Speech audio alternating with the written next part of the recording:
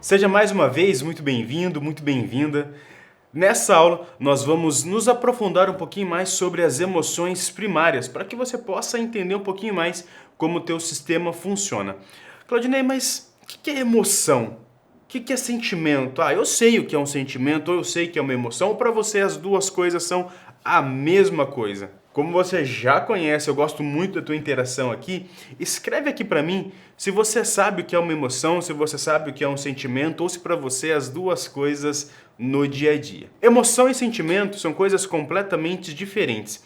É muito natural se você pegar alguém na rua andando aleatório e perguntar para ela se ela sabe a diferença, ela falar que é tudo igual, ou ela vai falar que, não sei, tem dificuldade para olhar para isso, mas o amor, por exemplo, a grande maioria vai trazer que é um sentimento, ou a alegria, que é um sentimento, porque eu sinto, ou a tristeza, que é um sentimento. Então nós aprendemos, ou na verdade nós não aprendemos nada sobre educação emocional, e a gente fala que aquilo que nós trazemos como uma emoção é aquilo que a gente sente. E você sabia que, na verdade, não tem nada a ver uma coisa com a outra? Quando você sente algo, vamos usar um exemplo da tristeza. Quando você se sente triste, essa percepção que você está sentindo algo, ela é apenas uma resposta fisiológica, uma resposta emocional. A emoção é a tristeza. Então, sentir é uma coisa e a emoção é outra. A emoção ela é algo intrínseco. Mas para deixar isso mais palpável para você, vamos fazer um exemplo, tá? Imagina os nossos ancestrais lá atrás, lá na época da floresta, onde eles tinham que conviver ali com predadores muitas vezes maior do que eles. Então, além deles também serem predadores, eles conviviam com animais que eram mais predadores do que eles. E aí, então, se a nossa emoção naquela época lá atrás não funcionasse, provavelmente eles correriam sérios riscos e a gente não estaria aqui. Imagine então o seguinte cenário. Tá lá, o senhor da caverna caminhando e de repente ele percebe que no matinho que ele tá ali passando perto, um barulho acontece e o matinho ali ele se mexe. Na sua opinião, você acha que ele fica ali esperando que vai sair atrás daquele matinho ou ele corre, foge? Se a gente olhar lá atrás e se a gente fazer um paralelo para o cenário atual, ele foge. E aí então nós começamos a compreender o quanto as emoções são importantes para o nosso instinto de sobrevivência.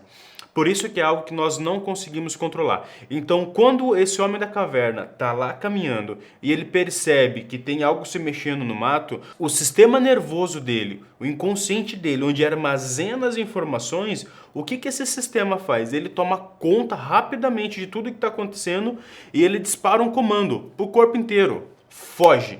Algo de ruim pode acontecer. Baseado nas memórias dos nossos ancestrais, quando eles estavam lá no meio da mata, um mato se mexendo, um som ali acontecendo diferente, para ele representava risco de vida. Então, automaticamente, todo o sistema dele se movia em prol da sobrevivência dele. Então, naquele momento ali, os grandes músculos bombeavam mais sangue, ele sentia uma palpitação diferente dentro do organismo dele, a cara ficava um pouco pálida, porque o sistema ele tira o sangue de onde não vai precisar tanto, e ele pega e redistribui isso para músculos maiores, como pernas, por exemplo, para que possa correr.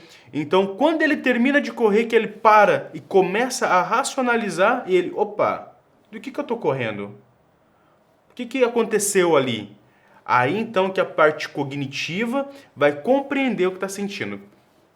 Trazendo isso para a realidade, eu quero te trazer o seguinte cenário. O nosso cérebro, desde aquela época, alguns estudos vão trazer em torno de 50 mil anos, outros estudos vão trazer em torno de 60 mil anos, mas o fato é, o nosso cérebro parou de evoluir há bastante tempo. E os dois comportamentos primitivos, principais, meu, seu e das pessoas com quem você se relaciona, é luta e fuga. Grave isso, luta e fuga. São dois comportamentos primários. Ou nós estamos sempre fugindo de alguma coisa, ou nós sempre estamos lutando contra algo. Esse é o comportamento completamente intrínseco e instintivo que todo ser humano tem. Nós sempre estamos correndo de algo ou sempre estamos enfrentando algo. Se você olhar no seu trabalho, nos seus relacionamentos, é sempre um desafio novo. Pessoas, por exemplo, que têm dificuldade em gerenciar as próprias emoções e têm dificuldade de se posicionar, o que elas fazem? Elas fogem de conflitos. Por quê? Entrar em um conflito sem conseguir me posicionar, por exemplo, o que significa? Significa uma ameaça que a outra pessoa vai causar dor em mim. Então, o que eu faço? Eu fujo de conflitos. Então, perceba, lá atrás, os nossos ancestrais, eles corriam de animais predadores que poderiam colocar a vida deles em risco. Porém, aquele cérebro, para hoje, ele acredita que comportamentos como esse, exposição, por exemplo, pode também te colocar em risco. Algumas pesquisas, quando eu falo algumas porque não são todas, tá? Mas inúmeras pesquisas traz que quando você coloca quais são os principais medos do ser humano, você sabia que falar em público muitas vezes ele está até à frente do medo da morte? Porque falar em público te coloca numa posição totalmente vulnerável, aonde você está ali perante uma plateia ou as pessoas, onde você está exposto. Então qualquer coisa que aconteça ali, alguém pode dar risada de você. Você pode se sentir envergonhado.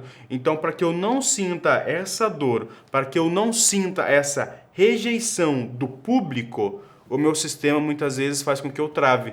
Tem pessoas que têm diarreia, tem pessoas que desmaiam, tem pessoas que têm calafrio, porque o medo do que vai acontecer acaba sendo muito grande. Perceba, por mais que você acreditou até aqui que você era racional, que você pensava, que você analisava tudo o que estava acontecendo, muito pelo contrário. O teu sistema decide grande parte dos seus comportamentos por você, sem ao menos você perceber.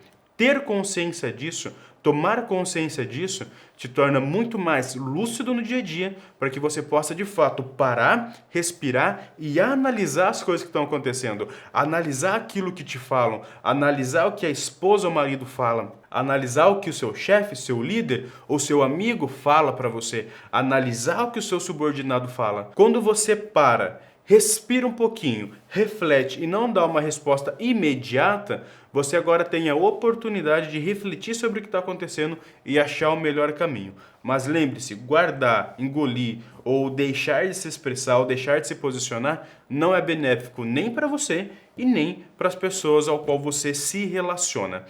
E isso é interessante a gente pensar, porque muitas vezes você deixa de viver porque você quer que o outro viva melhor do que você.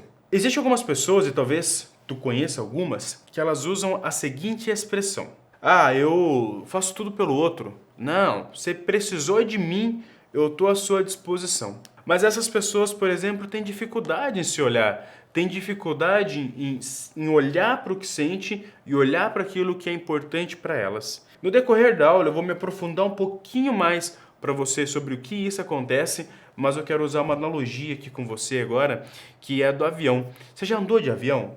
Ou você já viu algum filme, por exemplo, que tem a aeromoça, a comissária de bordo, que ela fala, olha, ela dá os alertas, né? Se acontecer alguma coisa, máscaras de oxigênio vão cair sobre o teto, existem as portas de segurança, ela passa toda uma orientação.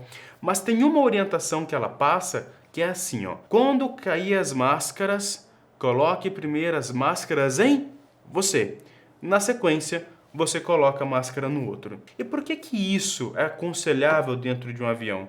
Porque se você está do lado, por exemplo, de uma pessoa idosa, de uma criança, ou de várias pessoas com algum tipo de comorbidade que seja, ou às vezes nem tem comorbidade, mas talvez ela não tenha a mesma bagagem emocional que você e ela passe mal primeiro que você, se você coloca a máscara primeiro nessa pessoa e não em você, você tem o risco de, além de você morrer, a pessoa que você salvou, ela não ter a capacidade de salvar outras pessoas. Então, quando você coloca máscara em você primeiro, você agora tem um poder de ajudar as outras pessoas. E no dia a dia é a mesma coisa.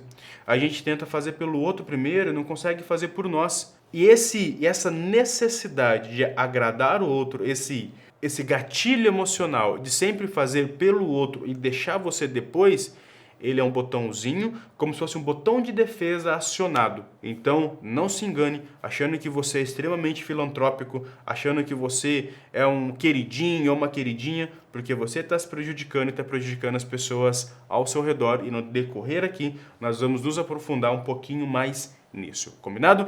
Então, nós nos vemos na próxima aula.